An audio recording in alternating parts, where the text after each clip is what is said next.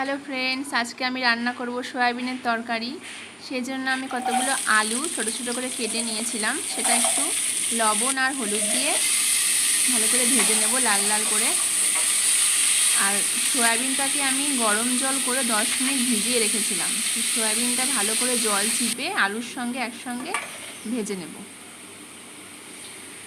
আমি একটু পেঁয়াজ কুচিয়ে নিচ্ছি আর তার সাথে লঙ্কা, আদা, রসুন এগুলো রেডি করে নিচ্ছি। এটার একটা মিহি পেস্ট বানাবো।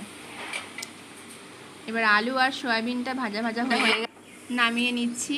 এবার কড়াইতে তেল দিয়ে তার মধ্যে শুকনো লঙ্কা আর কিছু গোটা জিরে ফোড়ন দিয়ে দিচ্ছি। কুচানো পেঁয়াজটা এবার আমি দিয়ে দেবো তেলের মধ্যে।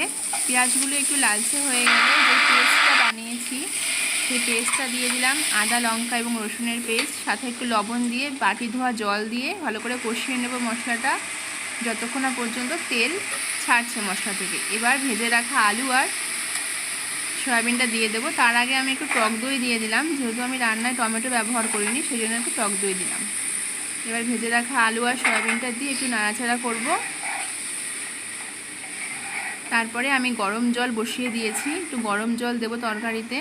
ঠান্ডা জল দিলে কিন্তু তরকারির টেস্টটা ভালো হয় না। জলটা গরম হয়ে এসছে, জলটা ঢেলে দেব, দিয়ে 10 মিনিট রান্না করে নেব। তারপরে নামানোর আগে কিছুটা গরম মশলা দিয়ে দেব, দিয়ে 2 মিনিট ঢেকে নামিয়ে নেব তরকারি।